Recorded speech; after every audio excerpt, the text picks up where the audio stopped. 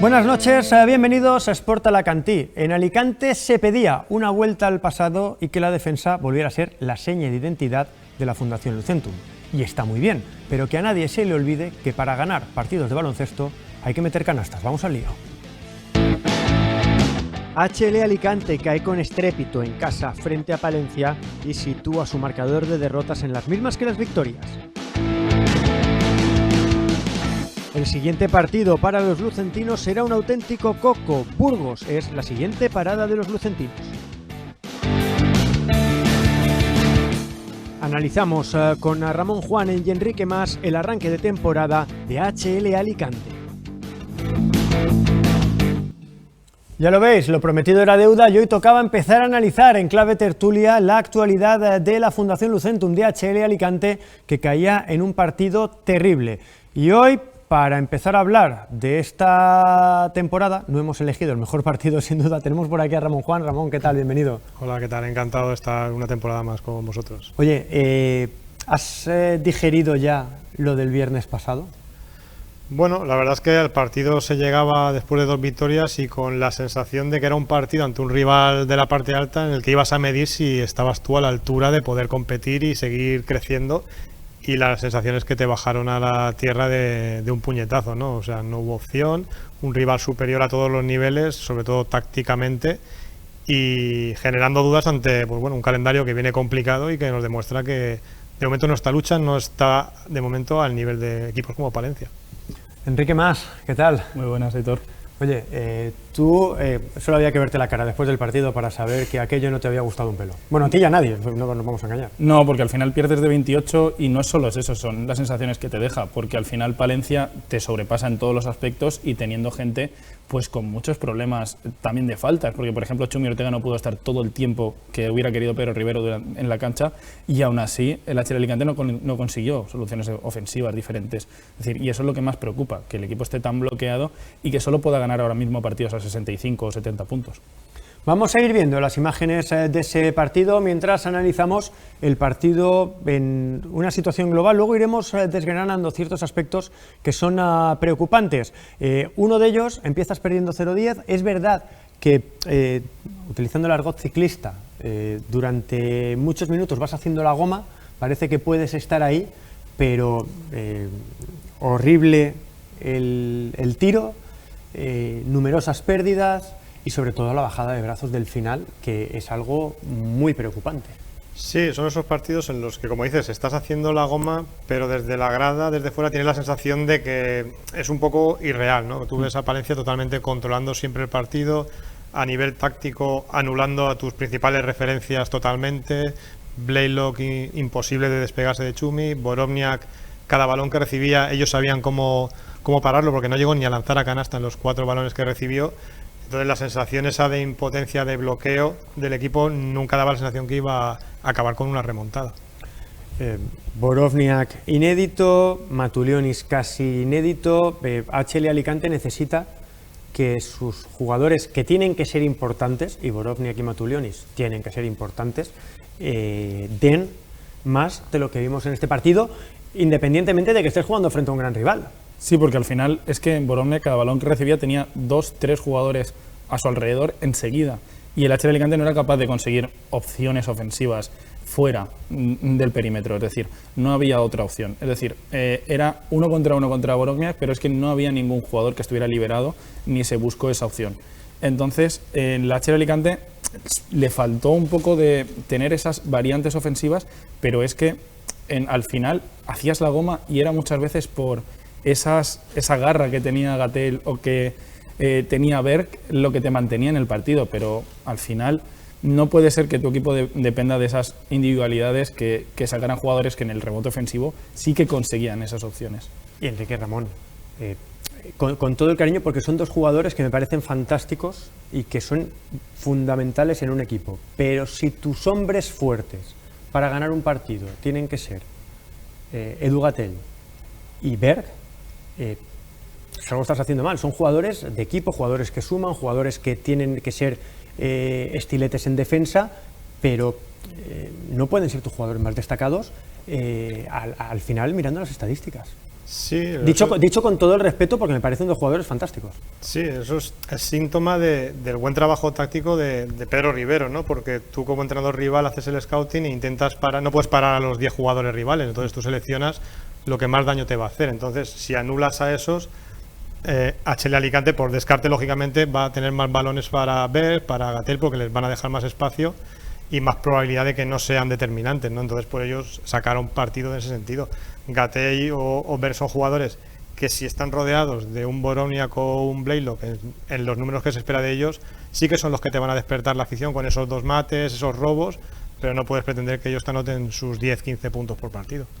Al final, esto lo he hecho muchas veces y también lo decía el año pasado, recuerdo Gonzalo García Vitoria, bueno, que tú tienes que elegir a quién defiendes y luego si el que es el invitado inesperado te anota 6 triples, como pasó el día del Prat, recuerdo, sí, en aquel partido también de Infausto, recuerdo, sí, pues oye, te han hecho los puntos, pero tú has ejecutado bien el plan. Sí, al final es que hay jugadores que no están apareciendo porque es que en ninguno de los partidos, es decir, Parrado es un jugador porque por lo menos yo esperaba mucho, porque es una promesa, y está en sus pero Parrado al menos ha sido importante en reacciones a lo largo del partido, teniendo pocos minutos. Sí que es verdad, pero yo esperaba otro, por lo menos que tuviera otro papel, porque es un jugador que a mí en Prat sí que me convenció y creía que dando un paso a un equipo que aspiraba a playoff, o aspira a playoff, como es el HL Alicante, diera ese paso adelante y fuera un jugador capaz de, por momentos, ponerse a la espalda el equipo, porque creo que tiene la calidad para hacerlo, y es decir, y en unos años lo vamos a ver con Parrado,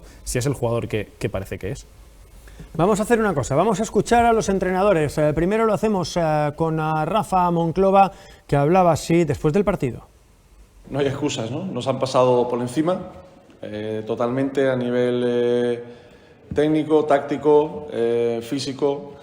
Desde el minuto 1, bueno, ellos han arrancado prácticamente en 2 minutos con 0-10, donde no hemos llegado ni a tirar a canasta y, bueno, yo creo que ellos, el nivel de dureza, el nivel de intensidad, el nivel bueno, un poco de todo, ¿no? Nos han superado.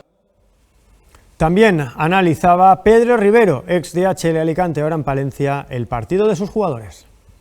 Creo que hemos tenido 2 caras completamente, hemos entrado bien al partido, pero luego es verdad que hemos tenido errores hablados, sobre todo el rebote ofensivo. Ha habido un momento en el rebote ofensivo que en la misma jugada 4 rebotes ofensivos, no éramos capaces de cerrar, pero tampoco de gastar la falta. Entonces ahí es verdad que tenemos que mejorar. Por lo demás, bueno, pues el partido un poco iba por donde ellos también querían. Ellos son un equipo que rebotea bien. Es verdad que en la segunda parte nosotros somos capaces de cerrar un poco ese rebote ofensivo que tienen, y en la segunda parte nos cogen, creo que son 4 ofensivos en toda la segunda parte. Y si los 4 ofensivos le sumamos a que hemos perdido menos balones y hemos sido capaces de compartir el balón, 18 asistencias, todo el mundo tocando el balón, pues al final eso se nota muchísimo. Y cuando comparten el balón, pues que son muchísimo mejores que si estamos votando. Al final eso se ha notado bastante. Exigente con sus jugadores a pesar de la victoria, Pedro Rivero, muy sincero, Rafa Monclova, nos han pasado por encima. Es que no se puede resumir de otra forma. No cabía, yo creo, tampoco otro análisis, ¿no? No había nada a lo que agarrarse a modo de excusa, ¿no? Es evidente que el equipo tiene mucho que trabajar. En Cáceres, con una victoria, también fue autocrítico Monclova con el trabajo y el nivel mostrado, y lo que está claro es que con esta línea en Burgos va a estar complicado sacar el partido. Ojalá el equipo dé un cambio de aire, tenga más acierto y pueda hacerlo, porque el siguiente partido aquí es ante un Iraurgi, que es verdaderamente uno de los equipos más débiles de la liga, y te vas a ver, entre comillas, a estas alturas de temporada, obligado a ganar para no verte en situaciones complicadas. Es que prácticamente el HL Alicante va a jugar en los 6 primeros partidos contra 4 de los equipos peores de la liga o más débiles de la liga, y eso le tiene que venir muy bien al equipo de Rafa Monclova para ponerse las pilas, y lo que él dijo es quitarse ese miedo. Es decir, él dijo que los errores ofensivos, eso, falta de acierto, era por miedo, y no entiendo por qué los jugadores profesionales tienen que tener ese miedo, pero sí que es posible que sientan esa presión o que sientan ese ansia cuando no empiezas a notar. Puedes sentir ese miedo o ese agarrotamiento de la mano a la hora de anotar, pero sí que es verdad que la configuración del equipo no es algo que ayude a tener grandes anotadores, grandes tiradores, y el HL Alicante tiene que aprovechar estos 6 primeros partidos para ganar a los 4 rivales más complicados. Ya has perdido contra uno, por lo menos sacar un balance de 3-3, porque sería lo mínimo exigible para los de Rafa Monclova. Algo peor sería muy malo para el inicio del HL Alicante. Hay que decir que con Palencia se puede perder, porque es uno de los equipos llamados a estar arriba. La cuestión es cómo se pierde. A mí hay una cosa, hoy me he traído hasta chuleta, que me preocupa, y es el tiro exterior. 4 de 25 el día de Palencia, 24 de 84 en el acumulado, 2 de 10 Matulionis, 2 de 9 McDonnell, 2 de 10 Parrado, 1 de 7 Steinarsson. A Borovniak no le llegan balones en condiciones porque tú no amenazas desde fuera, y eso es una realidad que se ve en el acumulado. El único que tenía un buen porcentaje prácticamente hasta el otro día era Blaylock, que hizo un 1 de 7, pero hasta entonces tenía un buen porcentaje. Sí, y el otro día, viendo los ataques del equipo, era como una sucesión de juego de balón-mano, pasándose el balón de mano en mano por el perímetro, pero sin encontrar opciones porque por dentro no tenías una amenaza que absorbiera ayudas. O sea, Borovniak se fue del partido también inédito y no tenías, porque Ateneo es un jugador que atraiga ayudas. Entonces, por fuera era imposible. Blaylock estuvo todo el rato huyendo de Chumi Ortega, imposible encontrar ningún lanzamiento, y nuestros bases no acaban de destacar por ser valientes en ese tiro, ¿no? Chapela sí que a veces encuentra el lanzamiento, pero no tiene una fiabilidad tampoco para ser una referencia exterior. Entonces, o se evoluciona en ese sentido, aparece Matulionis, encontramos más opciones para Blaylock, o no sé si a medio plazo pues habrá que buscar otra pieza que sume más ahí. Sí, Falta equilibrio, ¿no? Sí, Chapela fue capaz de sacarte el partido de Cáceres al final del partido con ese triple, pero sí que es verdad que no es una amenaza. Es decir, no tienes un anotador claro que salga de un bloqueo y tire un triple. Es decir, no tienes ese jugador, el único es Blaylock, pero Blaylock es más capaz de crear botándole el balón y teniéndole el balón que saliendo de un bloqueo a recibir de nuestros bases. Y McDonnell es un jugador que también fue muy importante en Oviedo y el año pasado, y este año no lo estamos viendo con esa faceta ofensiva, como tú has comentado con los porcentajes, que sea capaz de tener esa doble amenaza que él tiene, que es interior, tanto exterior como interior, es capaz de ser una amenaza para todos los equipos. Y un jugador que puede ser top en la liga y ahora mismo no está rindiendo a ese nivel. Uno no espera que sean unos porcentajes exagerados los de McDonnell, pero sí esperábamos quizás un poquito más de todos esos jugadores que hemos dicho. Y yo incluyo a Osvaldas, luego hablaremos de él, porque tiene que ser importante. Si tu otro alero es un alero fuerte, un alero más especialista en cuestiones defensivas, en cargar, en rebotear, necesitas que el otro alero te dé más puntos de los que te está dando ahora mismo Osvaldas.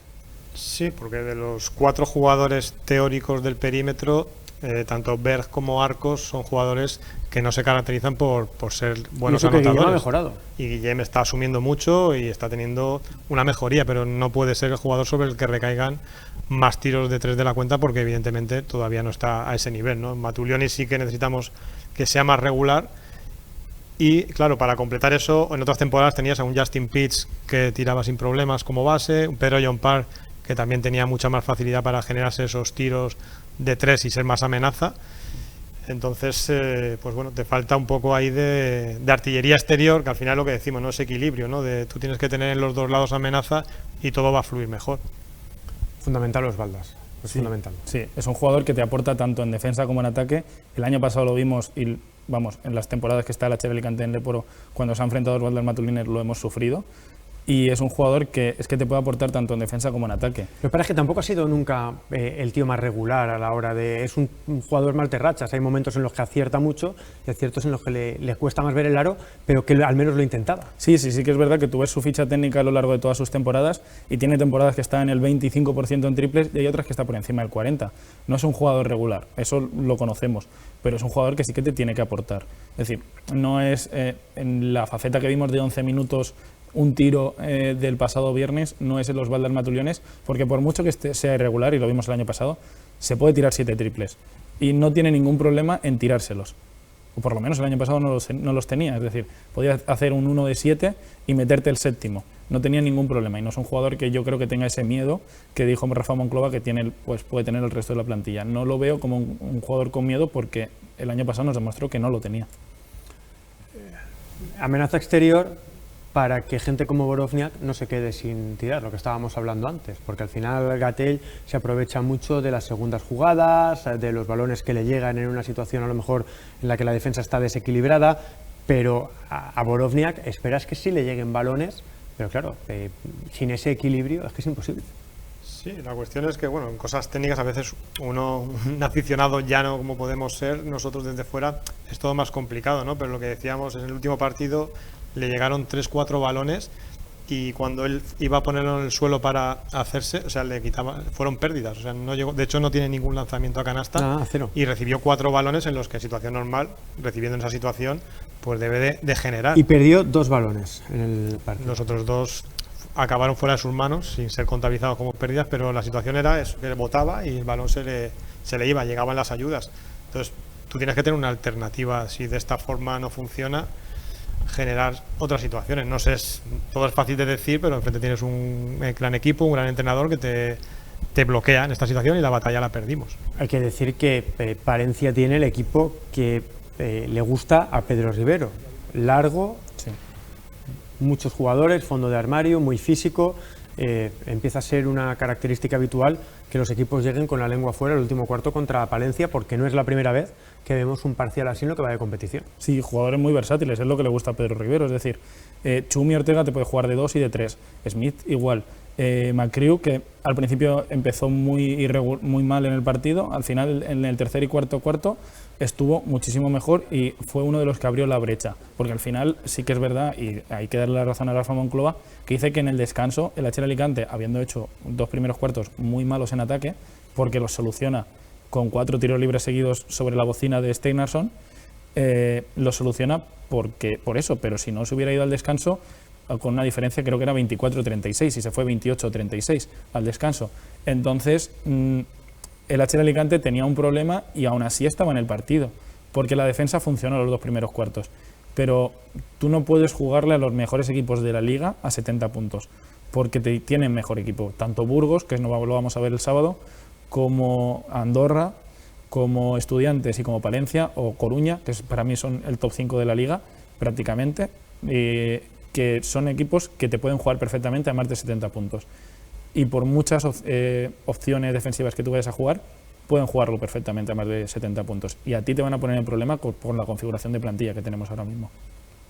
Hay margen de mejora, es evidente. Es verdad que algún jugador, Blaylock llegó tarde, Gatell estuvo lesionado, hay jugadores que se han perdido a lo mejor parte de la pretemporada. Debería de haber margen para que el equipo mejorara, sí o sí, porque es que si no...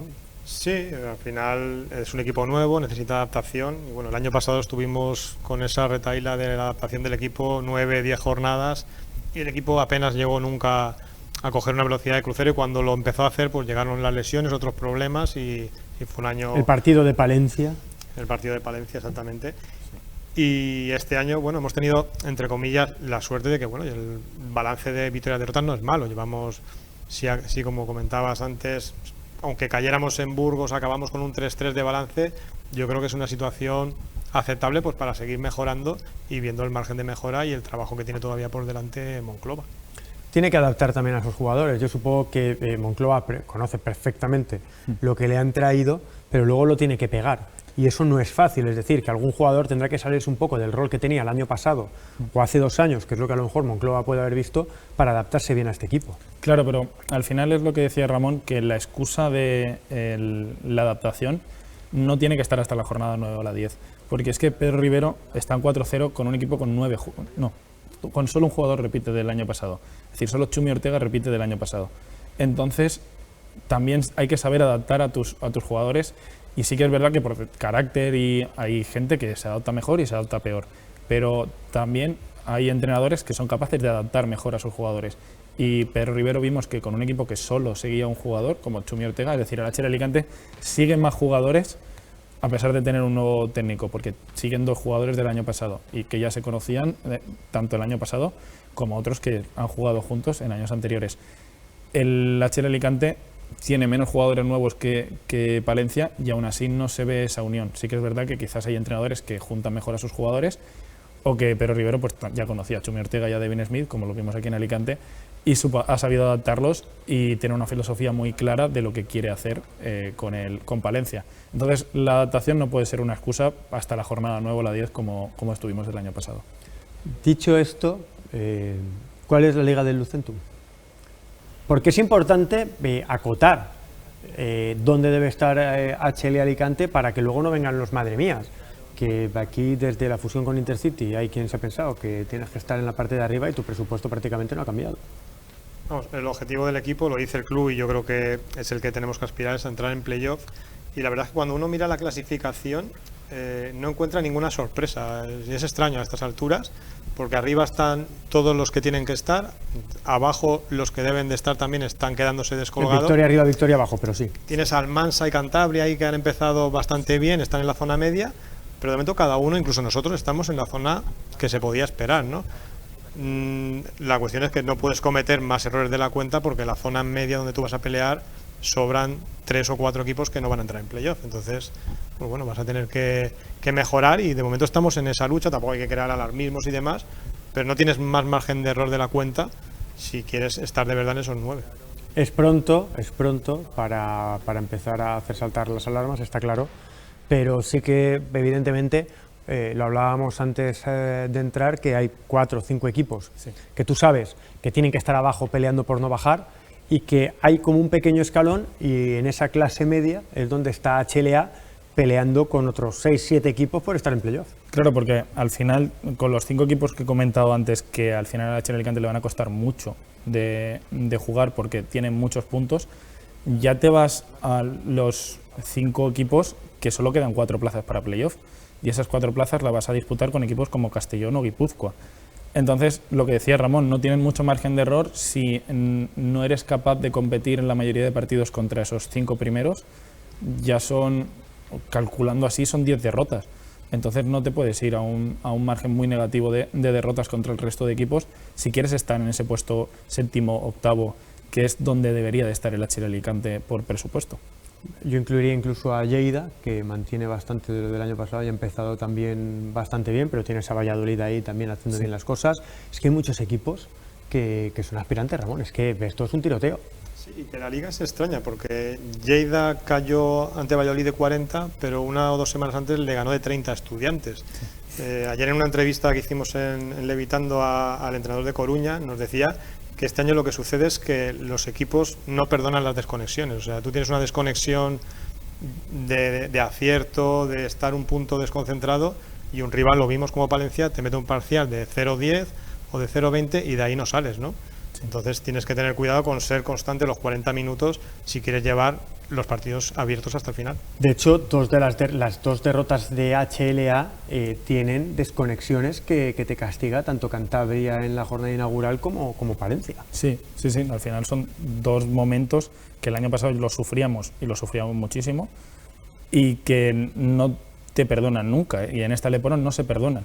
Porque lo vimos también con Estudiantes contra el COP en su casa. Es decir, llegaron al descanso más o menos los 2 equipos en partido y en la salida del tercer cuarto fue un parcial de 20-0 y ahí se acabó el partido. Es decir, nadie va a perdonar nada en esta Leporo porque es que está todo muy igualado en cuanto a las posiciones que tienen que estar los equipos. Es decir, nadie está dando la sorpresa por encima ni por debajo prácticamente, y entonces esos equipos están rindiendo a su nivel y por lo tanto, cuando se enfrente 2 rivales que están en la misma parte de la tabla, se supone que tienen que estar en la misma parte de la tabla, esos errores se pagan carísimos, porque no hay tanta diferencia entre un equipo y otro.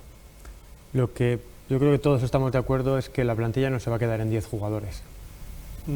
Yo creo que no. La apuesta de hacerla 10 más estos 2 juniors es una apuesta que permite tener ese margen ahora para completar entrenamientos, incluso como el otro día, pues que Traoré pueda aportar unos minutos que bueno, cumple a la perfección para proteger de faltas a los pivots, pero también te da margen, y lo tienes, para incorporar 1 o 2 piezas, como hemos hecho todas las temporadas, bien cuando te haga falta o bien cuando encuentres ese jugador que se ponga a tiro y encaje en lo que pueda venir al equipo. Lo que no sabemos si lo haremos de cara a diciembre, enero, como se ha hecho otras veces antes de cerrarse el plazo, o si aprovecharemos incluso, quién sabe, si la ventana de selecciones de noviembre para reforzar al equipo, al perímetro sobre todo, en esta primera fase de temporada. Es que viene Burgos ahora y os iba a preguntar, digo, claro, vienes de perder, como vienes de perder con Palencia, igual no es el mejor rival para tratar de recuperar las sensaciones. Para nada, y encima en su casa, es decir, que es una caldera el Colisión de Burgos. Al final, Burgos tiene jugadores buenísimos. Banzegger el otro día, jugando apenas pocos minutos, tiene una valoración de 18, mete 15 puntos. Es capaz de meter muchos puntos en muy pocos minutos. Y eso a la Chile Alicante le viene mal. Es un equipo muy complicado y, como tú dices, puede ser que la solución venga por el perímetro, que sí que sea necesaria según veamos la evolución del equipo, y también un jugador más físico dentro de la zona también puede ser otra solución posible para la Chile Alicante. Dentro de esa plantilla, completarla con 12 fichas, que no sé si al final se van a completar todas las 12, pero seguramente una más sí que lo veamos más pronto que tarde, como ha dicho Ramón, igual en la ventana de noviembre, antes que irse a enero o febrero, más cerca del final de la fecha de finalización de la ventana de traspasos. Amigos, nos quedamos sin tiempo, que es que 25 minutos pasan volando hablando de baloncesto, que gracias a los dos por haber estado con nosotros. Muchas gracias, Héctor. Nosotros nos marchamos, seguimos hablando de deporte aquí en Sport Alacantí mañana mismo. Sean felices, buenas noches.